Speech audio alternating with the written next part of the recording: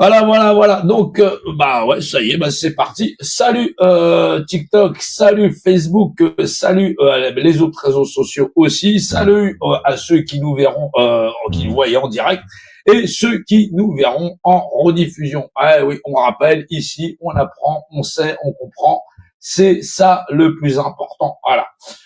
Votre premier bouclier, c'est votre cerveau, c'est vous-même à comprendre votre environnement et à comprendre comment l'homme il se fait entuber dans ce fameux asile de fous. Alors oui, on est là, on est toujours là, voilà, en forme, hein, comme d'habitude, et toujours, toujours présent. Alors, le sujet de ce soir, c'est l'asile de fous, voilà, sociologie. Bah oui, on est dans un asile de fous. Bah oui, oui, oui, oui. Non, non, non, non, non. Les gens, ils sont tellement habitués qu'ils ne remettent absolument rien en question. C'est ça la grosse problématique. Donc oui, remettre en question, bah oui, poser des questions, la curiosité de l'enfant, c'est quoi ça, maman, c'est quoi ça, papa, c'est quoi, c'est quoi, c'est quoi, c'est quoi. Bah oui, si vous posez des questions, vous devez de trouver des réponses qui soient ancrées dans la matière, et oui, et qui subliment votre esprit. Ah, pour comprendre l'esprit des choses et à quoi ces choses dans l'esprit peuvent-elles servir dans la matière comme principe de réglementation. Ici, on n'est pas venu chez les cons et on n'est pas sur du débat d'idées. Je ne pratique toujours pas le débat. Ne viens pas me vendre ton monde de psychopathe, pervers, narcissique ou effectivement de sociopathe juste allumé. Il faut comprendre que ici, on est en France et partout dans le monde, ce phénomène, il a bien lieu. Eh bah oui, bah oui, bah oui. Il y a des groupuscules qui prétendent que tous les hommes et les femmes sont nés égaux sur cette putain de planète. Bah ouais, j'aime bien putain de planète, comme disait Forrest Gump. Alors, t'as des petits groupes comme ça, ils disent, on est tous égaux, personne n'a le droit de nuire, ainsi de suite. Et ces gens-là, ils décident de jouer ça à la courte paille. Ils appellent ça les élections. Bah oui, élection piège à con. Bah oui, ici on est là pour comprendre pourquoi. Parce qu'effectivement, si on est égaux sur la Terre, cette Terre, elle appartient à tout le monde. Ici, ça commence en 1789 avec la Déclaration des droits de l'homme et du citoyen, élément premier constituant de ce qu'on appelle la République française, c'est-à-dire la chose publique française. Et donc, si elle est publique et touche tout le monde a le droit de bénéficier, tout le monde a le droit de librement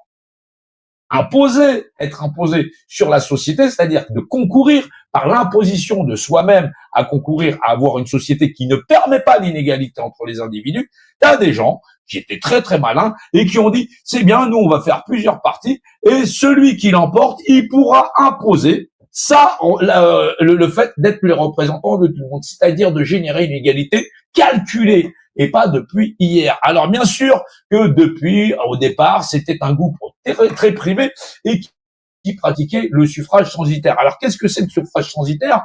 On va y venir tout de suite. C'est effectivement, il y a cette fameuse pyramide de contrôle des populations, il y a les populations en bas, ça tu devines bien.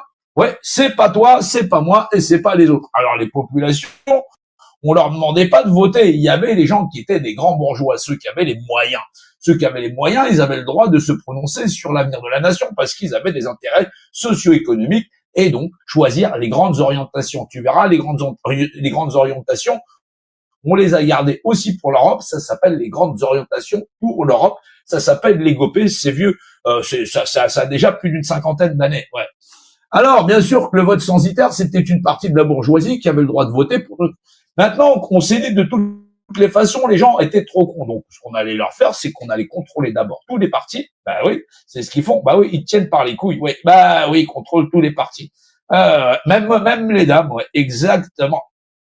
Et du coup, les gens vont voter comme on leur dira, puisqu'ils iront voter, puisqu'on a réussi à leur faire croire que c'était la clé de la liberté. C'est donner sa représentation, c'est-à-dire ce qu'on a d'égalité entre les humains, pour que effectivement les confier à quelqu'un d'autre qui va les confier aux banques, aux grands labos, qui vont faire en sorte que l'État c'est vous, puisque regardez dans quel État vous êtes, et donc soit sous l'emprise de gouvernants. Eh ben oui, le gouvernant, c'est les gouvernements, c'est eux qui dirigent l'État, c'est-à-dire les petites marionnettes. Ainsi font, et 3 petits tours, et puis tu rentres chez toi, parce que si c'est 18 heures passées, on t'envoie les CRS et on t'envoie à la gazeuse. Bah oui, c'est bien que tu comprennes là où tu es.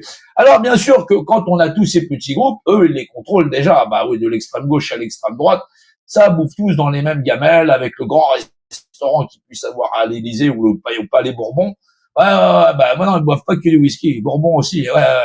Ah oui, bah il y a des menus, c'est moins cher que la cantine, ouais, même moins cher que la cantine de tes gosses. Ouais, ouais c'est toi qui payes, exactement. Ouais. Avec tes impôts, avec la TVA, bah oui, j'ai fait du café, bah oui, si j'ai du café, c'est qu'il a fallu en acheter.